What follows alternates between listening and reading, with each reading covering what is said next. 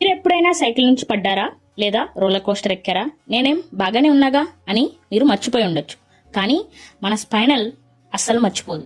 Hail university study ప్రకారం కేవలం 5.8 MPH కంటే ఎక్కువ వేగంతో జరిగే ఒక చిన్న జంప్ లేదా బ్రేక్ కూడా మన స్పైనల్ అలైన్మెంట్ ని మార్చగలదు. ఈ అసలు సైడ్ ఎఫెక్ట్స్ ఇప్పుడే తెలియదు, కొన్ని సంవత్సరాల తర్వాత బయటపడతాయి.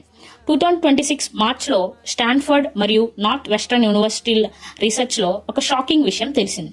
చిన్న యాక్సిడెంట్ వల్ల స్పైనల్ కార్డ్ లోపల జరిగే మార్పులు మన సాధారణ MRI స్కాన్ లో అస్సలు పట్టుకోలేవు.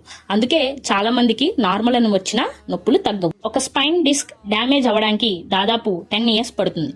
అంటే 50 ఏళ్ల వయసులో మీకు వచ్చే మెడ నొప్పి, తీవ్రమైన అలసట, బ్రెయిన్ ఫాగ్ మీరు 20 years వయసులో పడిన ఒక చిన్న దెబ్బ వల్ల కూడా కావచ్చు. బాడీ వెంటనే నొప్పి చూపించదు. దీనికేం చేయాలి? ఒక చిన్న యాక్సిడెంట్ అయినా సరే నాకేం కాలేదు అని లైట్ తీసుకోకండి. కేవలం ఎక్స్రేలు మాత్రమే కాకుండా మన నెక్ మూమెంట్స్, నరాల పనితీరు డాక్టర్ చేత ప్రాపర్ గా చెక్ చేయించుకోండి. మన స్పైనల్ మీ ప్రతి చిన్న దెబ్బను రికార్డ్ చేస్తుంది.